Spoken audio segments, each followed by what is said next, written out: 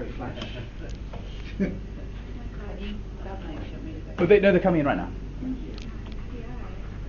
I'm just going to. Did you? Oh no, I had my friends here around Yesterday around 6, 7 o'clock. Yeah, we were about the same. Yeah. Head Westerner. Bit of a shock when you come off the plane and there's this Ryan different not box. Brian. Yeah, we're fine, yeah. Okay. Brian's a sensible guy.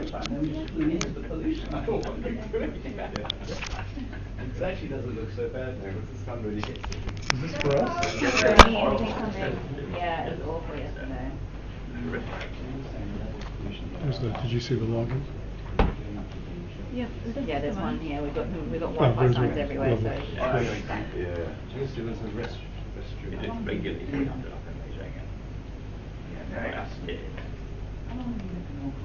I've been there 7 years now, actually. Yeah, at some point in Q1, I'll get it, depending on when exactly my start date is. we won't need one here. It's just these people in here that are okay.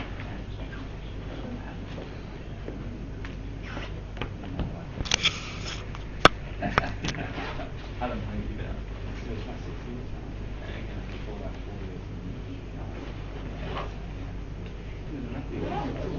Hi, May. Hi, May. Good morning. Let me introduce you there. Well, sit down, but find yourself. Kathy, Fred. Good morning. Good morning, everyone. Good morning. You and Fred can sit here. Kathy can sit here. Kathy, would you go there? Yep. Okay. Fred and Kathy over there. It's like a dinner party, isn't it? Hi.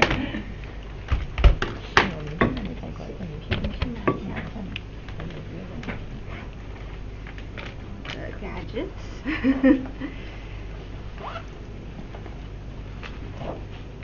So we've got Eddie and Chris from FTI, John and Yuka from Houlihan Loki. You know me and Paula, and Ian Weingarten from Mesa. Hi, Ian. Look at that. This is Ian May. and Ian. Yes, that's right. I'm calling myself Ian A, by the way. Oh, and Elliot Simpson from Appleby. Elliot, this is May. Hi. Hello, May. Fred, and where's Kathy? Kathy Kathy went just to popped out. fetch her You scared her business away, card. Elliot. I might have She done forgot her. to bring her card. I'm May. I'm the Chief Strategy Officer. Eddie B. Eddie. You just take one of mine. Thank you. I will just take one of yours. Oh, you're Fred.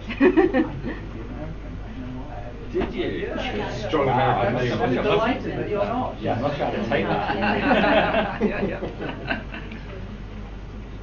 you, Eddie. Thank you, Fred. That's great. Yeah. Thank you. Thank you very much. Yeah. Good morning. Eddie. Nice to meet you. Where's this recording? Where are you? So there's a recorder there and a recorder there. Oh, great. Okay. So you'll be recorded. So we're running 5 minutes late. We'll get back on track. Good morning. Nice to meet you. It's Kathy. Thank you so much, Kathy. It's a bit warm. It is a bit, isn't it? Nope. Yeah, This is Fred. Oh, Nice to meet you. Fred. Yeah. I'm Chris. I'm doing good. I'm Chris. Yeah. Okay. Yeah. I'll have your copies now. Treasury and Finance. Yes.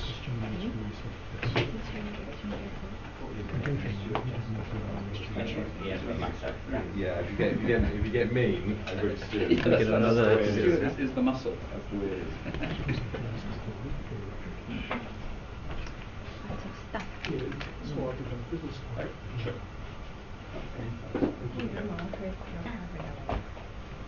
Does anybody want coffee? Anything? Coffee? And we're taking Starbucks order. We don't Okay. Starbucks order? Okay, I'm in. Everyone keeps silent until somebody needs coffee, right? So, Starbucks coffee. Sure. One. Okay. Two. Could I have a tea, if that's possible? Sure. Okay. Earl Grey, please. Okay. Thank you. You can One. noted, difficult, okay, noted. So maybe just get 5 or 6. Then. Everyone for coffee, hands up. Who's in it? Chris is having a coffee, you're having coffee? I'm having Yeah, a coffee. yeah, None for Yeah. you, none for you, Fred? You're having You can coffee? tell the parents in I the can room, tell the can't you? parents. Yeah. Coffee? Black coffee, please. Ian, coffee? 小天气好了，black Okay. coffee。 So, I didn't take the orders. 1, 2, 3, 4, 5, 6. So we'll all get Seven. Americano. Americano will have Americano milk there. will have milk. Perfect. Okay, everyone plugged in, we've got Wi-Fi access and Yep. advertised in various places. Okay, I'm just conscious of time, so I'd quite like to... Do people need a few minutes to settle in? So, Ian, on the subject of time, Yeah. would you like to frame the day for us? Absolutely. Shall we start? I mean, that's my proposal there, Chris. Just to have a few comfort breaks. Yep. Sure. I'll say it again when we started recording, by the way. I think we are already. Oh, we're recording already? Okay, fine. So all my jokes have been recorded. Great. Let me do the introductions then.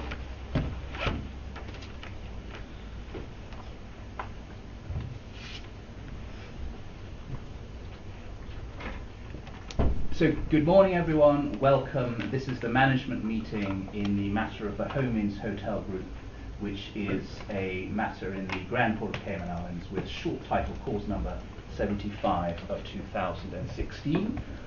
My name is Ian Mann. I'll do a roll call to begin with for those in attendance. Ian Mann from Harneys, Cayman Islands, attorneys for the company, with Paula Kay, also of Harneys, Elliot Simpson of Appleby, Cayman Islands attorneys for the dissenting shareholders, Meso. We have the experts, Chris Osborne and Eddie Lee of FTI. We have John Taylor and Yuka Itami from Houlihan Lokey. From the company, the Home Inns management team, we have Mei Wu, Chief Strategy Officer, Kathy Lee, Chief Financial Officer, Fred Tung, Head of Financial Planning and Analysis. We have Ian Weingarten from Meso of the dissenting shareholders. Just as a reminder to everyone, the reason why we're here is the terms of a directions order dated the 12th of August, and paragraph 12 of that order materially reads that the petitioner shall procure that appropriate members of the management team be available to meet with the experts together for the purpose of providing information and answering queries which are relevant to the preparation of the experts' respective opinions. I would encourage all parties today to bear in mind the purpose of the meeting, which is the transparent provision of information so as to assist the experts to reach a determination as to the fair value of the shares in the company as at the 25th of March 2016. It is a genuine honour and privilege for me to be here with such an august team of professionals and experts, and thank you everyone for being here. I know the company is delighted to host this very impressive entourage of people today. In proceedings of this nature, the dissenters start with a disadvantage as to access of information. Although neither side bears the burden of proof, it is the company which holds all the information, and therefore the company must cooperate fully to neutralise the initial information gap to provide the dissenters and the experts with full cooperation and transparency. To that end, everyone, can I just ask everyone for their utmost courtesy and good manners today? It's not a rule of law, but it's a rule of life. Let people get on better, they're more cooperative and transparent. If everyone creates a nice working and professional environment for everyone today, let's create that nice environment conducive to transparency. To that end, we're going to be informal, so no last names. If anyone calls me Mr. Mann instead of Ian, there'll be a penalty. No cookies at the coffee break. For the management team, you are not formally on oath today, but you must tell the truth. You are expected to tell the truth and be as cooperative as possible. It may also seem obvious to the lawyers in the room, but let me tell the management, it's not a memory test. If you don't know the answer, just say so. If you need to confer or discuss, you can do that. If you need to look something up, you can do that too. You also don't need to hold. If you need a comfort break and need to go, just we will pause, and that accounts for everyone as well, not just the management team. And not expressly contained in the directions order, but just to remind the parties have very sensibly agreed to record these proceedings, and they are being recorded professionally, thanks to Appleby, and they will be transcribed and delivered to us promptly, no doubt.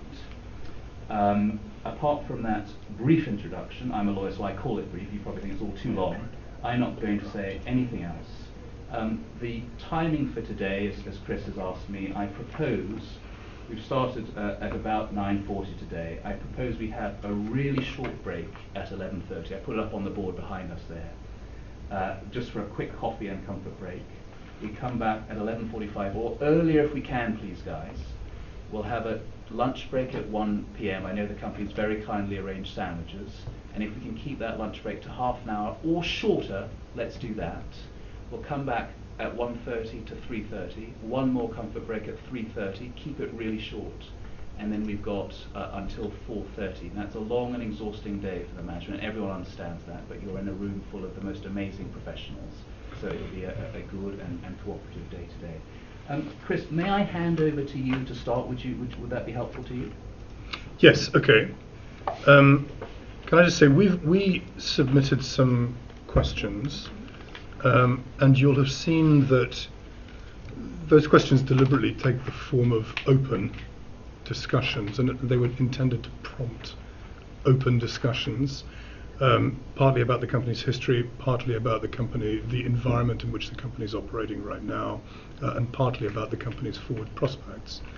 Those questions overlap to a significant extent with the questions that John has put forward.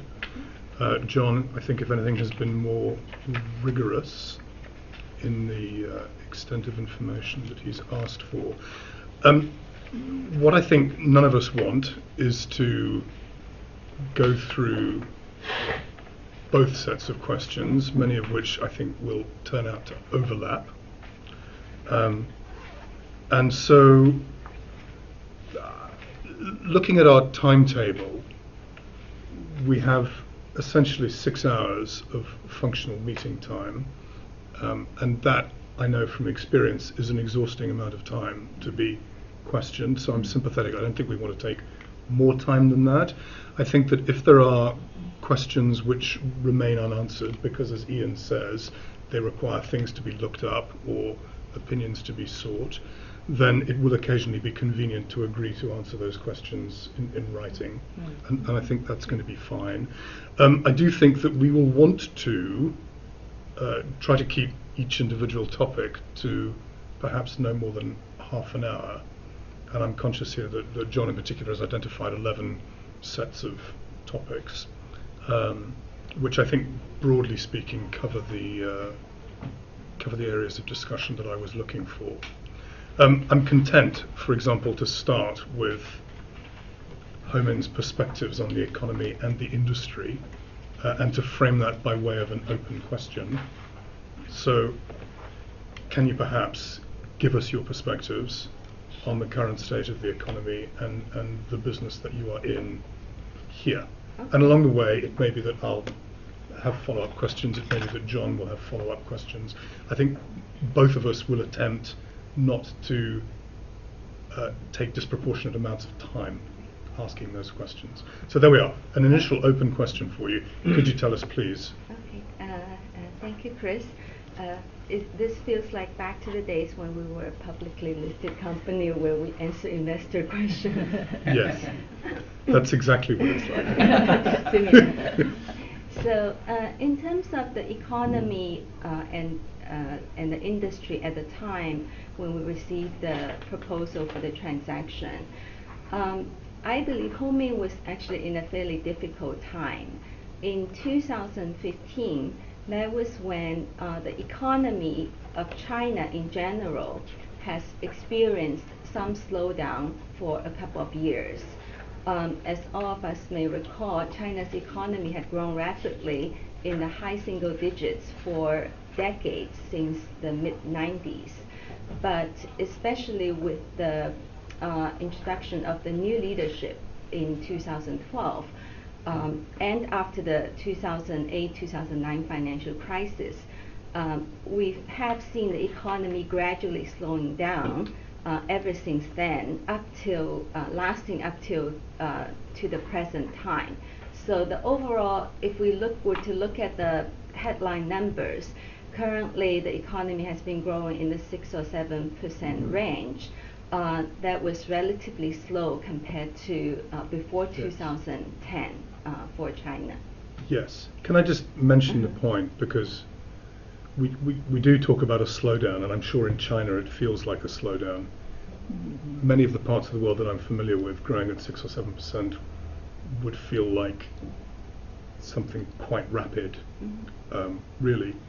So maybe tell me a little bit about the effects of simply growing less rapidly, Yeah, and why that's a particular problem. sure. Right, in the West, obviously, when we have a slowdown, it's, the figures go negative, 1%, minus 1%. Yeah, we totally agree. If we were to compare to the rest of the world, China is, 6-7% is still a very fast growth.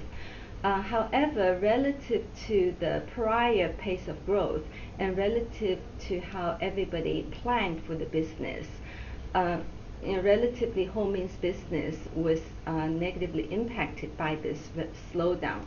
So what we have seen is from the 90+% occupancy rate in 2011 to the high 80% range of occupancy rate after 2013. So high 80% occupancy rate is still very high for any hotel by any standard, but relatively for us and relative to our prior planning and objective, that was somewhat of a slowdown.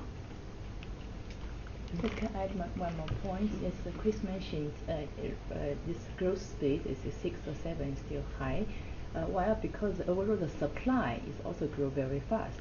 Yes. Because overall the Chinese market, so lots of entrepreneur is also trying to grow very, very fast than other parts of the world. So this makes the supply become also much faster. Yes. That together with this economy down, together Yes. this caused the big pressures for the So I understand, and I see that you have some background in economics. It seems to me that the problem is not so much the economic slowdown. The problem is more that a faster rate of economic growth had been expected, and supply had been overbuilt, perhaps. So maybe the sector was overbuilt in the expectation of faster growth. I would, I think that Both, sounds, yeah. that sounds reasonable to us.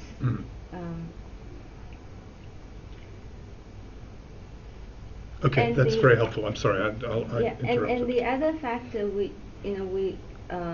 I would like to mention is in terms of planning. For example, Ho-Min, these questions will probably come out later too.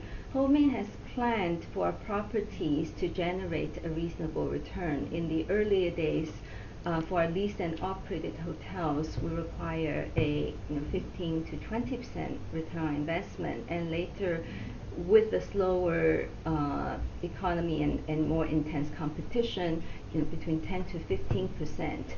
And these kind of returns are also built on one fact that even though the economy has slowed down somewhat, one thing that has not slowed down is, or has not seen significant impact, is the real estate prices. The real estate prices, both in terms of sales prices and for us and our franchisees, mostly rental prices, has not come down. So that, with the slightly lower occupancy rate and room rates, actually has a fairly substantial negative impact on return on investment. So that is one reason why we had very limited leased and operated hotel development in recent years, because the properties that meeting return requirements are very difficult to come by.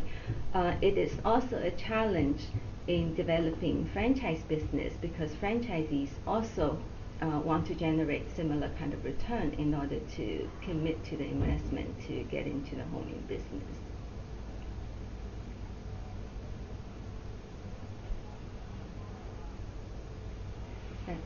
Just to add on Yes. May's comments, we mentioned this overall the growth for Ho-Min's revenue for the last few years, majority is coming from the scale as we open more hotels, while actually for the, we say RevPAR per hotel, it actually is declining.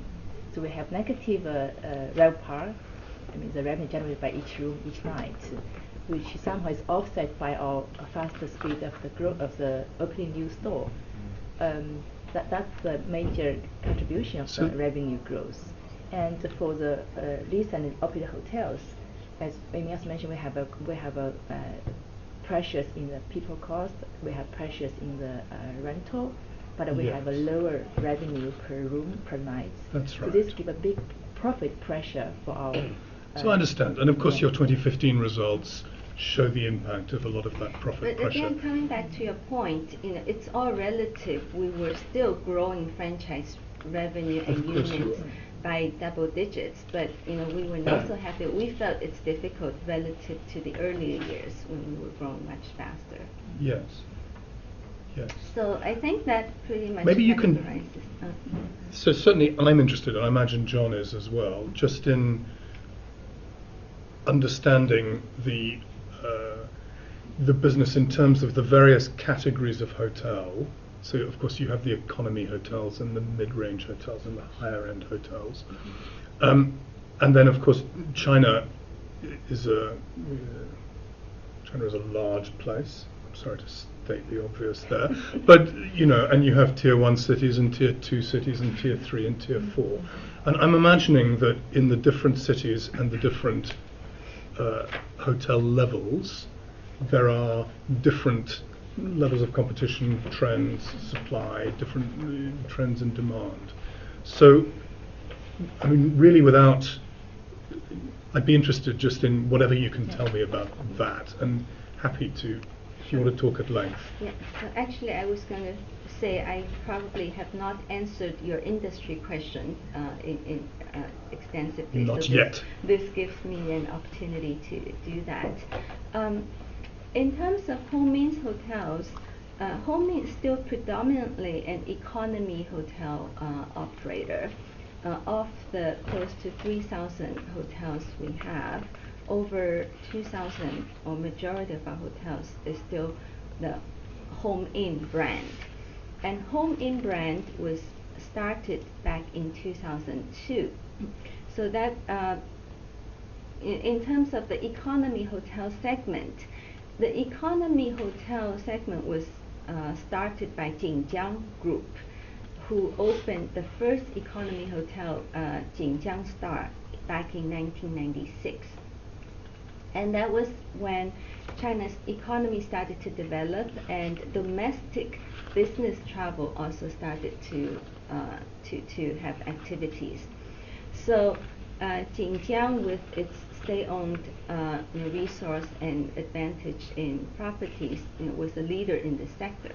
So Hongmin started our business in 2002, and at that time the market was still in very early stage, giving us an opportunity to catch up, and soon after became the leader in the economy segment. Now, Home Inn brand or economy hotel concept is, at that time our slogan is a 4-star bed, 4星的床，3星的a 4-star bed, a 3-star room, a 2-star property. So what that means is we spend money on the bed, which we think is the most important for a business traveler, and then the room interior itself, so that they have a comfortable environment to work. And then 2-star property. So overall, we just strive for the property to be clean and convenient, but we do not have ancillary space, no gym, no meeting room, No.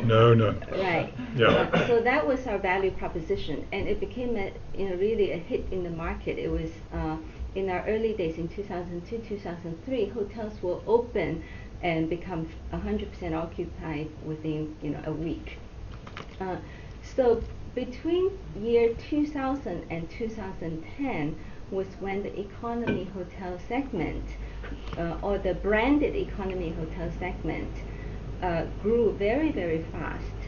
And during that period of time, Home Inn also successfully became a U.S. listed company back in 2006.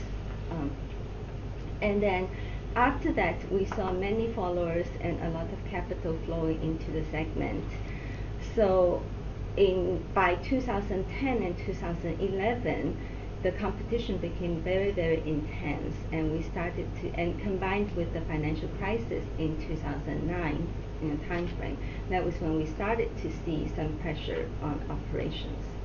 So that was also the same period of time we started to formulate a mid-scale hotel strategy, seeing that some of our customers may want an upgraded product with people's ability to spend money and disposable income increasing, as well as customers' taste becomes, they want a little more.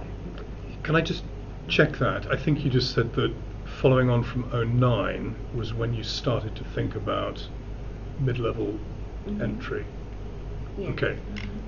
It's a little bit counterintuitive, because at the time of the financial crisis, perhaps that seems like an odd time to be thinking about mid-levels.